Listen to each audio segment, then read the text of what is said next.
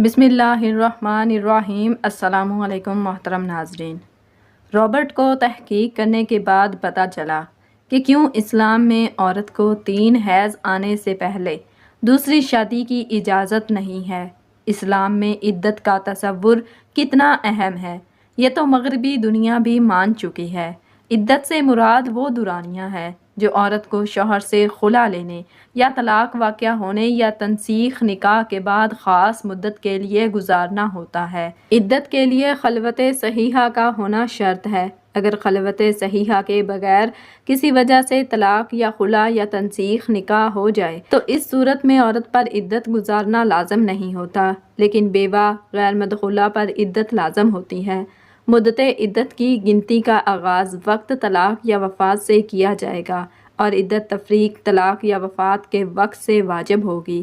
اگرچہ عورت کو طلاق یا وفات کا علم نہیں ہوا اور عدت کی مدت گزر گئی تو عدت پوری سمجھی جائے گی۔ عورت کی عدت کا معاملہ تاریخ سے وابستہ ہے۔ قبل از اسلام بھی عورت کو عدت گزارنا ہوتی تھی، مرتے دم تک اس کی عدت قائم رہتی تھی۔ اس طرح قدیمی ایام میں عدت کی گنتی محدود نہ تھی، بلکہ موت ہی ایسی گنتی کو ختم کرنے کا موجب بنتی تھی۔ لہٰذا بیوہ یا مطلقہ عورت کو عدت کے لیے قید و بند میں ڈال دیا جاتا تھا اور زندگی بھر دوسری شادی سے محروم رکھا جاتا اور انہیں معاشرے سے لا تعلق کر کے منحوس قرار دیا جاتا۔ بیوہ عورتوں کے بال جو حسن کی علامت ہیں کاٹ دیے جاتے یا انہیں خامدوں کے ساتھ زندہ جلا دیا جاتا، اور زندہ رہنے کی صورت میں عورت کو نئی شادی کے حق سے یکسر محروم کر دیا جاتا تھا۔ لہٰذا بیوہ اپنی آئندہ زندگی کے عذاب سے محفوظ رکھنے کے لیے خامد کے ساتھ ستی ہو جانے کو ترجیح دیتی اور مرنے کے بعد ستی ساوتری کہلاتی۔ اسی طرح معاشرتی نفرت کا مقابلہ کرنے کی بجائے عورت مقدس عورت کہلوانا پسند کرتی تھی۔ ستی نہ ہونے والی عورت کو ایسی خوراک دی جاتی جو ان کے جنسی احساس کے بیدار ہونے میں مانع ہوتی تھی۔ انہیں ننگی چارپائی پر سونے کے لیے مجبور کیا جاتا، آرام و آسائش کی ہر سہولت سے محروم رکھا جاتا۔ انہیں تمام عمر اپنے مرحوم شوہر کے گھر گزارنا ہوتی تھی۔ ان عورتوں پر کہیں آنے جانے یا تقریبات میں شمولیت کی پابندی تھی، یہاں تک کہ اس کے والدین کے علاوہ کسی دیگر رشتہ دار کو ملنے کی اجازت بھی نہ ہوتی۔ طلاق یافتہ عورت کے لیے قدیم رواج یہ بھی تھا کہ مطلقہ عورت کو عدت کے دوران اگرچہ مرد کے گھر میں رکھا جاتا تھا، لیکن اس دوران اس عورت پر سختی روا رکھی جاتی اور عورت کو نان و نفقہ سے تنگ کیا جاتا تاکہ وہ گھر سے بھاگ جائے، یا پھر عدت کے خاتمے کے نزدیک ان عورتوں سے رجوع کر لیا جاتا۔ اس طرح طلاق اور رجوع کا یہ کھیل ایک عرصہ تک قائم رکھ کر عورت طلاق کے باوجود آزاد نہ کی جاتی اور وہ اپنے مستقبل کے بارے میں کوئی فیصلہ نہ کر پاتی کہ اس کی آئندہ زندگی کیا ہوگی۔ اسلامی شریعت میں جب کسی چیز کا حکم دیا جاتا ہے تو اس میں رب تعالیٰ کی کوئی نہ کوئی حکمت ضرور پنہاں ہوتی ہے، اور ساتھ ہی ساتھ سماجی و معاشرتی فوائد اور مصالح بھی ہوتے ہیں، چاہے ہمارے علم کی وہاں تک رسائی ہو یا نہ ہو۔ عدت بھی انہی شرعی احکام میں سے ایک ہے جس کے پیچھے بہت ساری حکمتیں ہیں، جنہیں فقہائے اسلام اور اہل علم نے اپنی اپنی کتابوں میں بیان فرمایا ہے۔ ہو سکتا ہے کہ آئندہ زمانے میں اس کی اور بھی حکمتیں اور مصلحتیں اجاگر ہوں جنہیں اللہ تعالیٰ ہی بہتر جانتا ہے۔ آئیے دیکھتے ہیں کہ اس میں اہل علم نے کیا حکمتیں اور مصلحتیں بیان کی ہیں۔ استبرائے رحم۔ اسلامی شریعت نسل انسانی اور لوگوں کے حسب و نسب کو تحفظ دینے اور اسے شکوک و شبہات سے بچانے کا ایک بہت بڑا ذریعہ ہے۔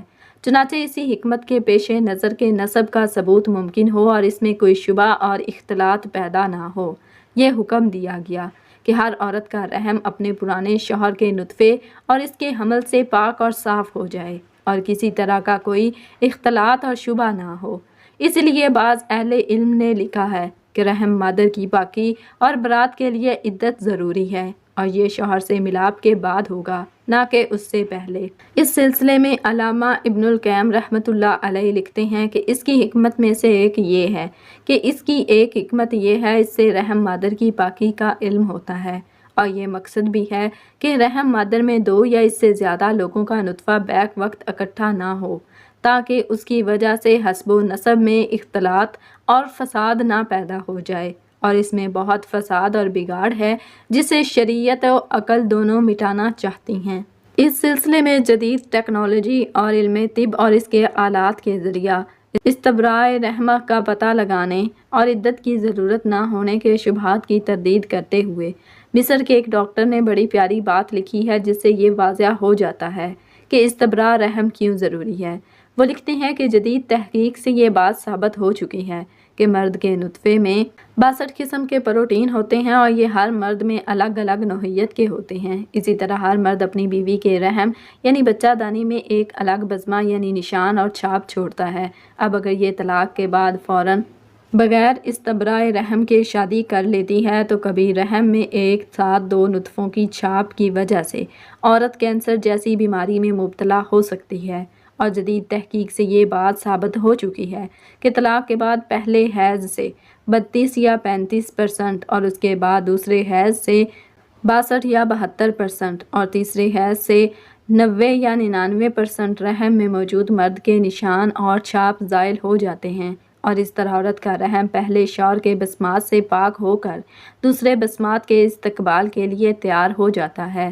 عدت کے ذریعے نکاح جیسے عظیم عمل اور عقد کا بلند مقام و مرتبہ واضح ہوتا ہے۔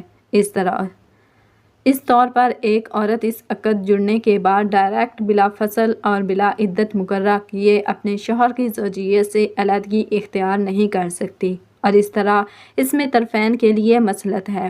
ہو سکتا ہے کہ صبح کا بھولا ہوا شام کو واپسی کا ارادہ کرے۔ ایسی عورت میں گویا عدت دونوں کے لیے رجوع کا ایک بہترین موقع فراہم کرتی ہے۔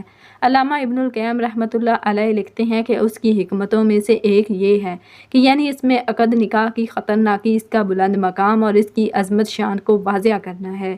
عدت ایک طرح سے نکاح جیسے پاکیزہ عمل کے ختم ہونے اور ٹوٹنے پر اظہار تاسف اور رنج و غم ہے، کیونکہ نکاح کی وجہ سے عورت کو شوہر کی طرف سے عزت و آبرو کی حفاظت اور ضیانت کے ساتھ نان و نفقہ اور اخراجات کے برداشت کرنے کی نعمت بھی ملی تھی، اور اس کے ٹوٹنے سے عورت ان نعمتوں سے گویا محروم ہو گئی۔ بیوہ کی عدت کے بارے میں ابن کثیر رحمۃ اللہ علیہ اپنی کتاب تفسیر ابن کثیر میں رقم تراز ہیں۔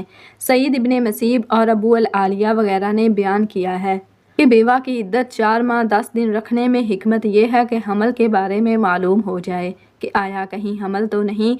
جب یہ عرصہ انتظار کیا جائے گا تو اس سے حمل کے متعلق علم ہو جائے گا کہ حمل ہے یا نہیں، جیسا کہ عبداللہ ابن مسعود رضی اللہ تعالیٰ عنہما کی صحیحین وغیرہ کی درج ذیل روایات میں بیان ہوا ہے۔ یقیناً تمہاری خلقت کو اس کی ماں کے پیٹ میں 40 یوم تک نطفہ رکھا جاتا ہے، اور پھر وہ اتنے ہی ایام میں ایک لوتھڑا بن جاتا ہے، پھر اتنے ہی ایام میں گوشت کا ٹکڑا بن جاتا ہے، پھر اس کی طرف سے ایک فرشتہ بھیجا جاتا ہے جو اس میں روح پھونکتا ہے، تو یہ 40 ایام 3 بار ہوں تو 4 ماہ بنتے ہیں، اور اس کے بعد 10 دن اور احتیاط کے ہیں، کیونکہ بعض اوقات کوئی مہینہ کم ہوتا ہے، پھر اس میں حرکت اور روح پھونکے جانے کے لیے یہ ایام رکھے گئے ہیں۔ سعید بن عروبہ قتادہ رحمۃ اللہ علیہ سے بیان کرتے ہیں کہ میں نے سعید بن مسیب رحمۃ اللہ علیہ سے دریافت کیا کہ یہ 10 دن کے متعلق کیا ہے۔ ان کا جواب تھا کہ اس میں روح پھونکی جاتی ہے، اور ربی بن انس رحمۃ اللہ علیہ کہتے ہیں کہ میں نے ابو العالیہ سے عرض کیا 4 ماہ کے ساتھ یہ 10 دن کیوں رکھے جاتے ہیں؟ ان کا جواب تھا اس لیے کہ ان ایام میں اس بچہ میں روح پھونکی جاتی ہے۔ دونوں کو ابن جریر نے روایت کیا ہے۔ امام شوکانی رحمۃ اللہ علیہ فتح القدیر میں لکھتے ہیں بیوہ کی عدت اتنی مقدار میں رکھنے کی حکمت یہ ہے کہ غالباً بچہ 3 ماہ میں حرکت کرنے لگتا ہے اور بچی 4 ماہ کی حرکت کرنے لگتی ہے۔ چنانچہ اللہ سبحانہ و تعالیٰ نے اس پر 10 دن اور زائد اس کے لیے کیے ہیں کہ بعض اوقات بچہ کمزور ہوتا ہے اور کچھ ایام حرکت میں بھی تاخیر ہو سکتی ہے، لیکن اس عرصہ سے زائد تاخیر نہیں ہوتی۔ ناظرین، ویڈیو کیسی لگی ہے؟ ویڈیو کو لائک کر دیں، شیئر کر دیں، اور مزید اسلامی واقعات اور تاریخی واقعات کے لیے ہمارے چینل کو ضرور سبسکرائب کریں، اور کمنٹ سیکشن میں اللہ تعالیٰ کے 99 ناموں میں سے ایک نام ضرور ٹائپ کریں۔ جزاکم اللہ خیراً کثیرا۔